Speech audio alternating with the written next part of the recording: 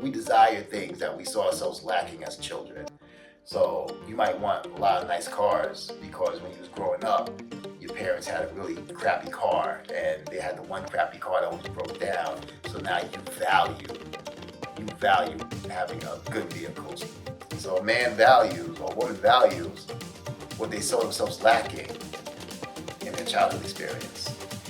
So that's another good way to see what you want and also why you want it. Because maybe you just felt like you lacked it growing up.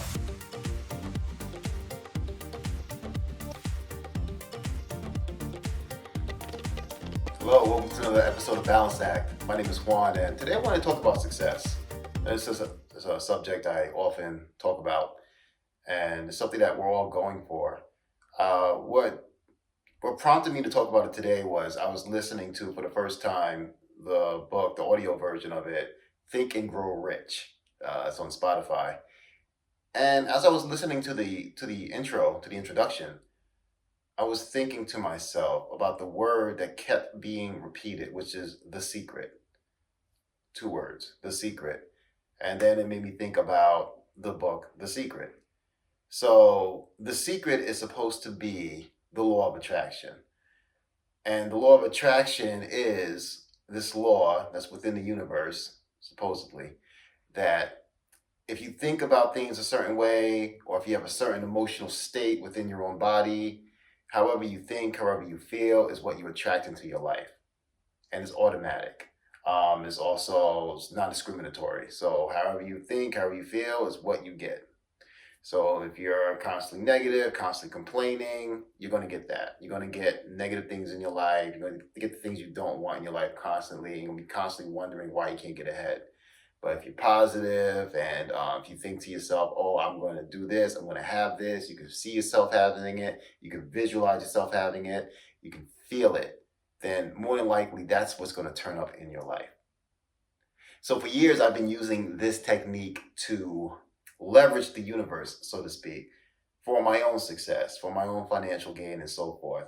I was thinking if I think the right things, do the right practices, write down in my book what I want, all this kind of manifestation techniques, I'm going to get what I want, right? Well, it's kind of wrong because you can't trick the universe. So this is concept that comes from Mr. Abraham Hicks and also other teachers I've listened to where if you try to fool the universe, you're just not. And you try to do this by your words. You give nice, beautiful, wonderful words. But always in the back of your head, you're always thinking to yourself, oh, hey, I need this thing. I need to do this thing in order to get what I want. And if I don't do this thing in order to get what I want, then I'll just never get it, right?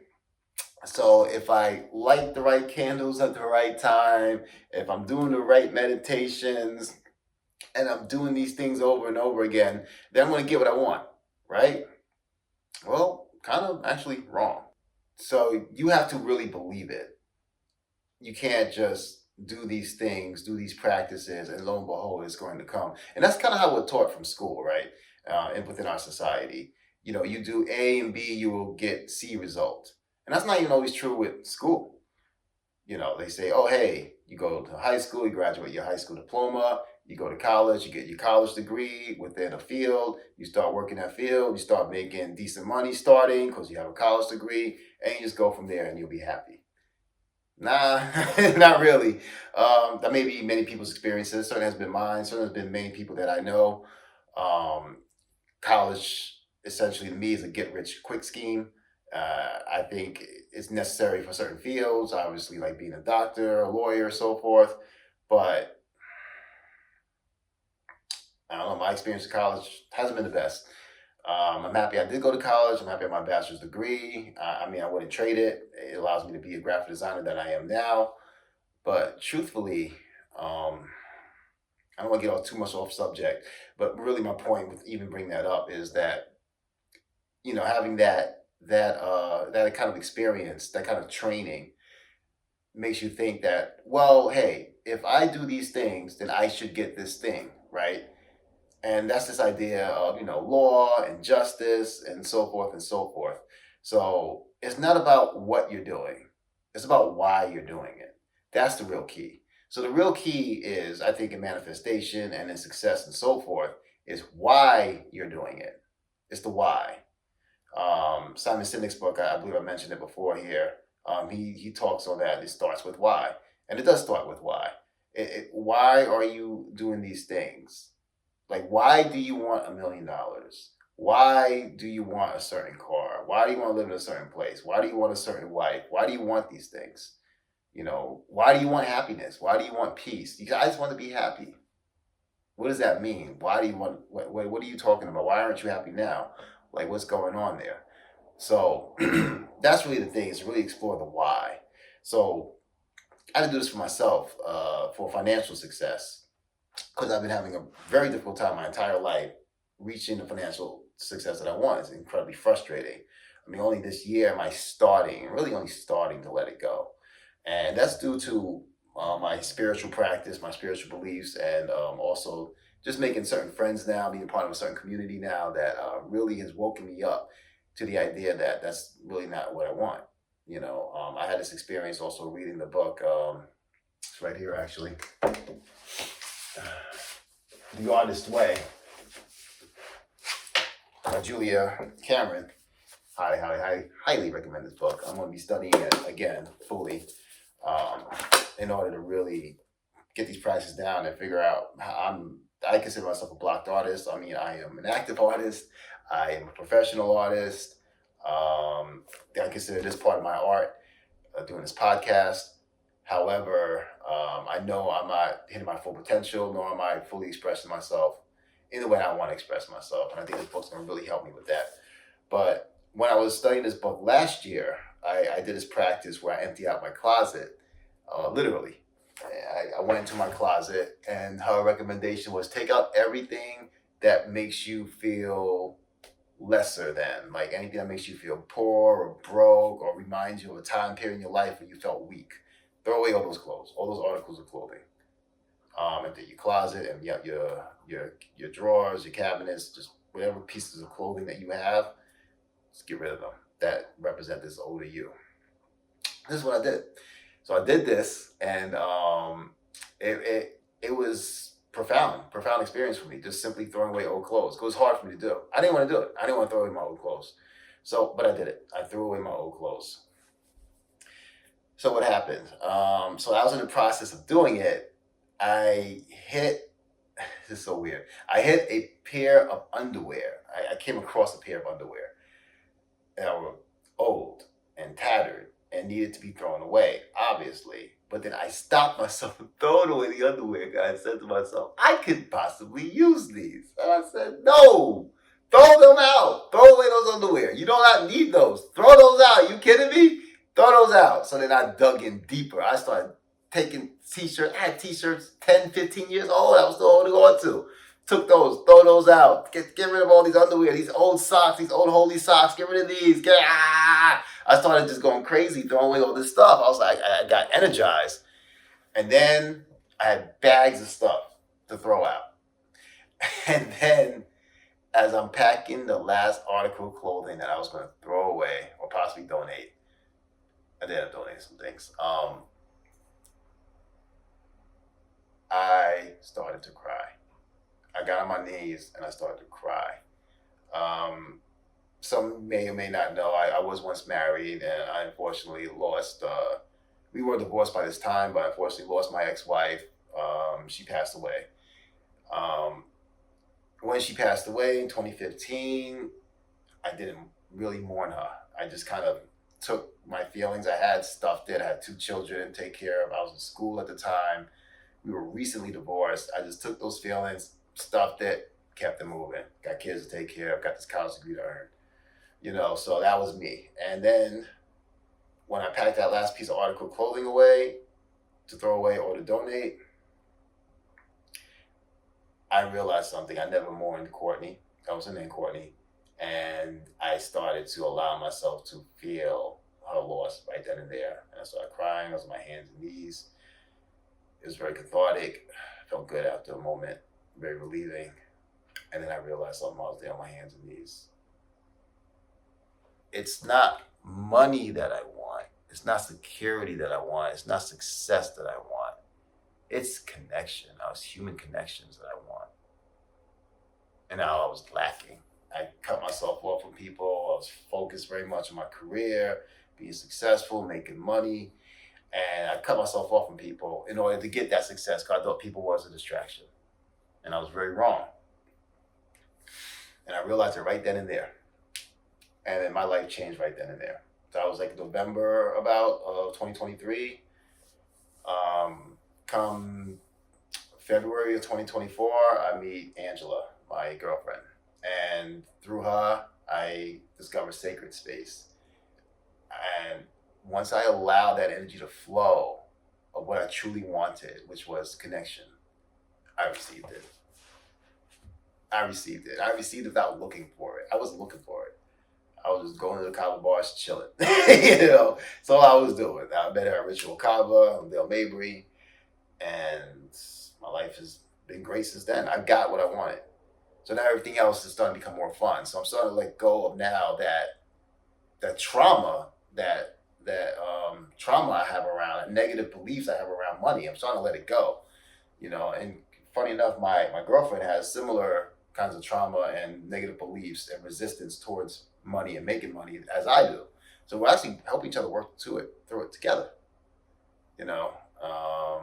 I also got to apologize to my boy Jason, who runs Sacred Space. He has his Manifestation Monday every other Monday that supposed to we all help each other to manifest our dreams. I haven't been going. I've been busy doing other things, but I think that would be a great tool as well. So, if you guys are in the local Tampa Bay area, definitely check out Manifestation Mondays every other Monday at Sacred Space. You can go to @Sacred Space Tampa on Instagram to figure out the schedule. I believe the last one was this last Monday. So if you're seeing this, the week I posted it, it was this last Monday. So it was the last one, so the next Monday after. So success. Success is defined by the individual. Success for me was finally being able to connect with other people in a meaningful way. Again in my life, maybe even for the first time, honestly. And I love it. So now that that's in my life, and I got this great relationship with Angela, I have this great community I'm a part of, I have everything I want. It's also helped me with my familial connections. I'm close to my father, I feel now. I feel close to my sons, from Juan and Julian, to my mom, who I love dearly. So I got what I really wanted, which was connection. Now everything else I want is starting to slowly come in. I'm starting to figure out the money situation a little bit better. I have this routine that really is allowing me now to focus on the art and do art as I want to do. So I'm really focused on vital intellect and one project now, besides Balance That, one project now, which is Samurai Punk. I'm focused solely on Samurai Punk. I'm re-releasing it, the book as an anniversary edition. I'm working on that. And I'm going to work that book. I'm working that damn book until it's successful. And if it does become successful, I'll move on to the next project. But I'm going to have fun doing it in the meantime. It's not going to be this thing where I need to have this done. I need to get this. I need it to be successful. That was blocking me all this time. But now I'm just like, okay, I'm having fun doing it. Like when I was a teenager and I wanted to be a comic book illustrator, I would draw and write comic books because it was fun. It was exciting. I grew up watching X-Men cartoon on Fox and, reading X-Men comic books and Spider-Man and stuff like that. And I wanted what that feeling, watching Star Wars when I was 3 years old for the first time. That feeling that those beautiful, wonderful childhood entertainments gave me. I wanted to take those feelings and give it to other people. Now I get to do that, And even if I fail at doing that, it's okay because I'm doing it for myself. I'm having fun.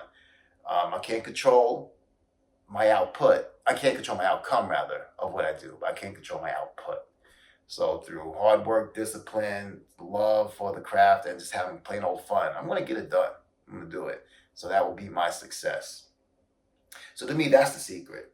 So the secret is don't leverage law of attraction to get the things you want.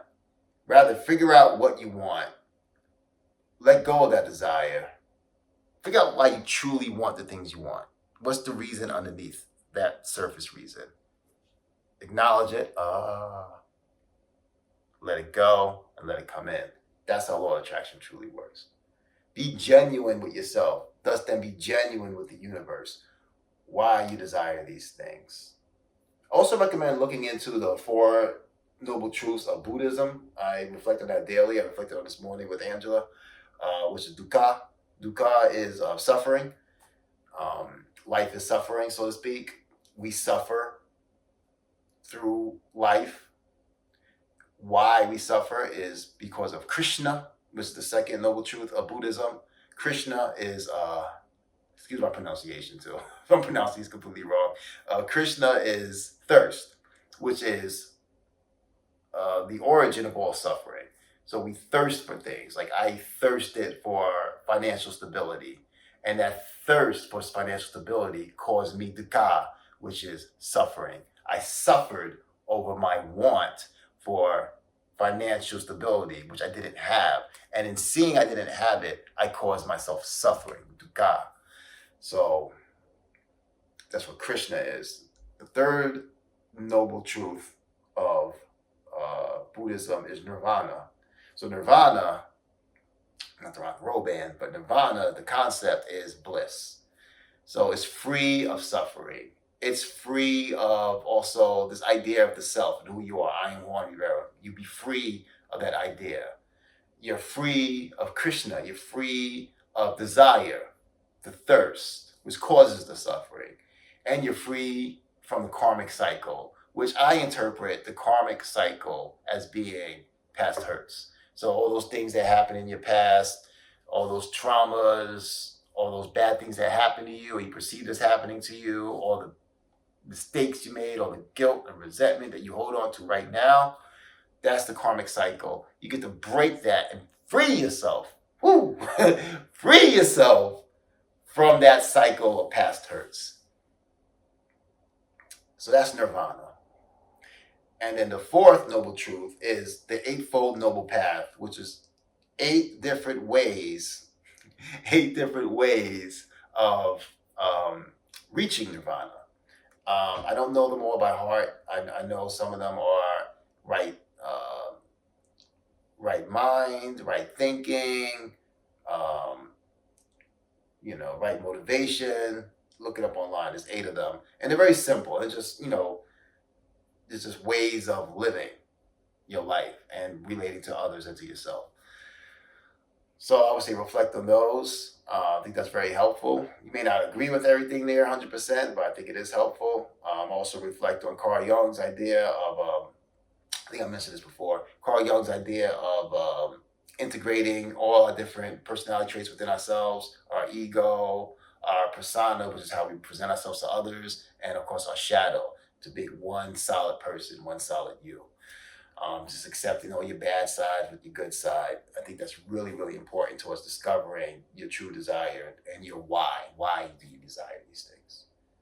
And oftentimes, this comes from Myron Golden, we desire things that we saw ourselves lacking as children.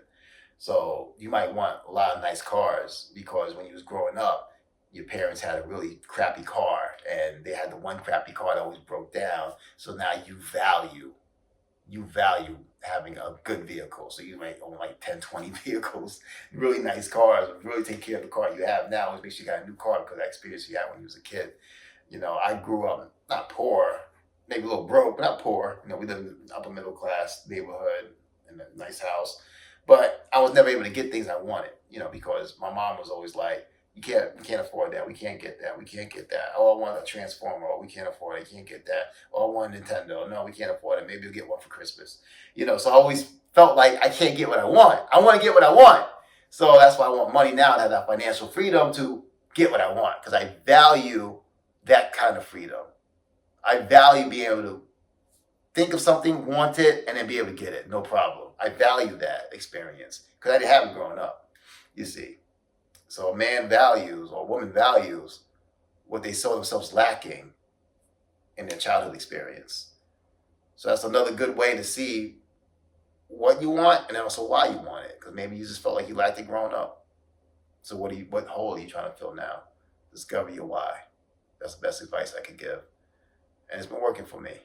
I haven't been as calm, as collected, and as happy as I've ever been in my life right now. And I don't have that financial gain. And I'm not so concerned about it anymore. It's just very strange. But now my concentration is how I feel on the inside. And I always want to feel love and happiness. And I have those connections that I've been looking for. That was my true want. That was my true why. That was my true desire, and I have it. All right, guys, thank you again for joining me for another episode of Balance Act. May you also find what you desire in your life. May what I said today be helpful towards that.